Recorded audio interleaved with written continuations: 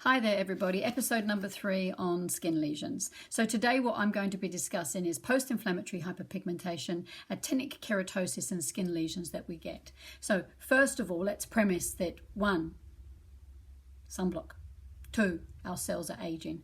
These things will go hand in hand as we get older. So you won't necessarily appear with a melanoma or actinic keratosis in your 20s, but certainly when you get to my age, old lady, these things start to appear, and they can start to appear as practically nothing. But first one on the agenda today is post-inflammatory hyperpigmentation. Very, very common, and any of you that bake will know that once you put that tray into the oven, sometimes you've caught yourself on the top of the oven and you've burnt, and that burn it discolors and goes darker. That is post-inflammatory hyperpigmentation. Now, on sensitive skins and skins that have a deeper level of melanin, i.e. the higher Fitzpatrick scale, so Polynesian, African, etc., it can be more abundant. So post-inflammatory hyperpigmentation is caused by any skin inflammation or trauma. It's more prevalent in darker skin types, so we see it more with our Maori and Pacific Island folk, but that doesn't preclude any Pakeha or a Caucasian person from getting it. And you can get it from mechanical injuries, as we call them, just like scratching and picking and things like that. That can also cause that post-inflammatory hyperpigmentation. So, typically what we do with those is say, don't pick. And if any of you have been into my clinic, you'll remember on your consultation form, I ask, do you pick at your skin? Do you pull your eyelashes? Do you pull your hair? Because we need to know who these people are. Because when we're using lasers and IPL and we're, quite complex treatments that we're providing, if someone's a picker, they're going to cause problems. So we need to know up front that these people are likely to pick their skin. Because if you let the skin heal and you don't exacerbate by constantly scratch, you'll get less of that issue.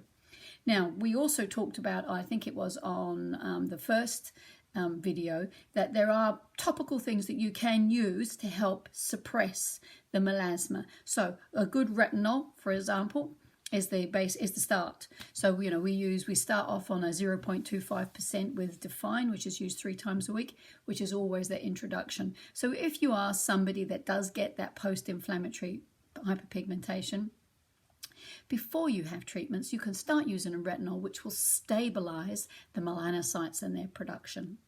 If you do get the PiH, the post-inflammatory hyperpigmentation afterwards, we can use other things like kojic acid, azelaic acid, and start to, with a stronger retinol as well, but start to suppress that melanocytes even further.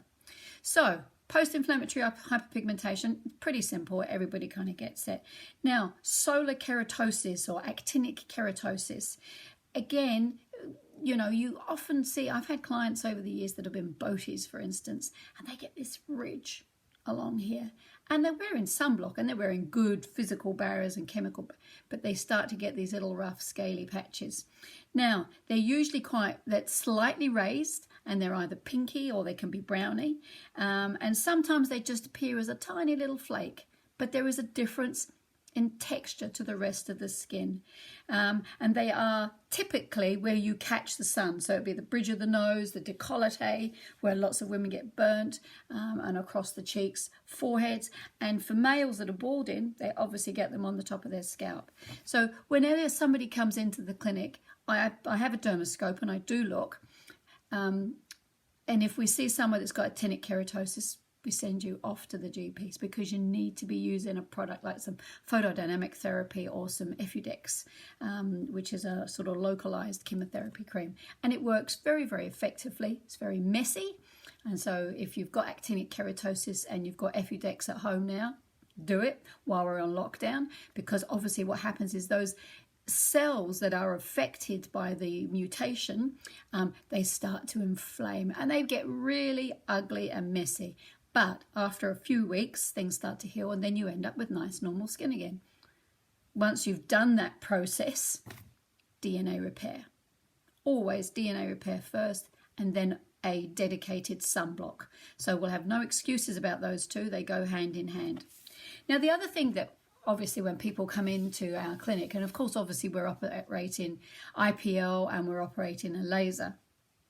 So we can't cause skin cancer.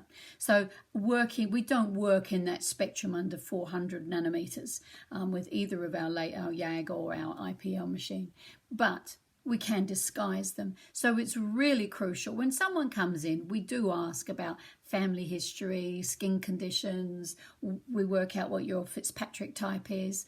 And if I suspect you have anything, I'm always looking through my little dermoscope to have a look and see. And you will know also if you've been into the clinic, if I've seen something, I won't touch it. If I think there's any way, shape or form is something that's not quite right and it needs to be checked out, I will not touch it. We cover them with little stickers and make sure that we don't affect them. Now, so skin cancers come in all different shapes and sizes, from the very basic sort of basal cell carcinomas down to squamous cells and obviously the melanoma. So basal cells are the most common type of skin cancer, and it typically appears as a little raised bump, and it can have like a little pearly appearance. Now, I have a couple of my clients that I have asked to go and have a couple of these checked out. You'll know who you are. But what happens is sometimes the center of these starts to erode and they can start looking like a little crater. Often people say, oh no, I had a little spot and I squeezed it and now it's gone like this. And I'm just going to get a picture up to show you of a basal cell carcinoma. And this one is obviously not a client of mine, but I went to a course in I don't know, I think it was August last year, on skin lesions and skin cancers with NZ Laser and Dr. Chris Dickey, because we're in this industry and we can change things. So a basal cell carcinoma, it's like a little crater. So it doesn't look like anything much at all, but it is the start. And it is the most common and it is easily treated. Now, as I say with all my clients, if you have anything on your face or your décolleté, that's the appearance thing, go and see a plastic surgeon. Dermatologists are fantastic and do a great job, but they're not necessarily focused on what the aesthetics are going to be afterwards, whereas a plastic surgeon will give you possibly give you a slightly different result. So, you know, just think of that. Anywhere that's kind of visible, plastics. So that's a basal cell carcinomas. So they can, you know, start as absolutely nothing, and then, you know, they're all while they're putting down a root. So the second type that we see quite common is called a squamous cell carcinoma.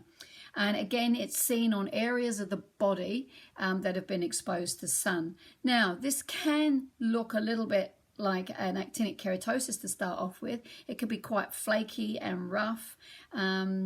And they can sometimes be caused by other factors like chemical carcinogens and things like that. But they usually look like a little ulceration on the skin.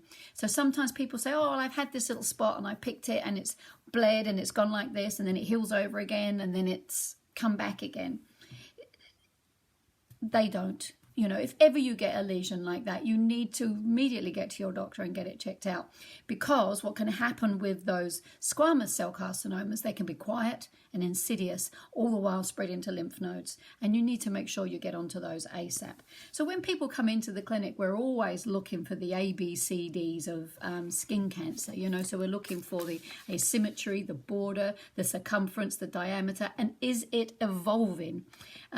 Because if something's been like that since you were 2 and hasn't changed by the time you're 57, not to worry about it. However, if you haven't had a mole there and suddenly a mole has come up, that's the ugly duckling syndrome. You need to go and get it checked out. So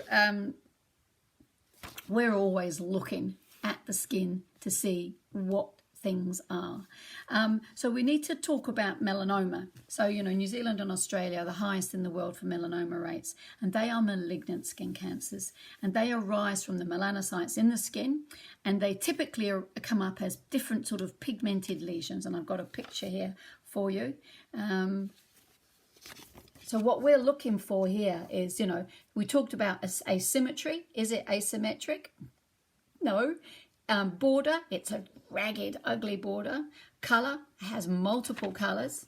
Diameter, it's large. And E is the evolving. Is it evolving? So when you get things on your skin that you've never had before like this, number one stop is to the doctors. I hope that was helpful, and I'll see you on the next vid.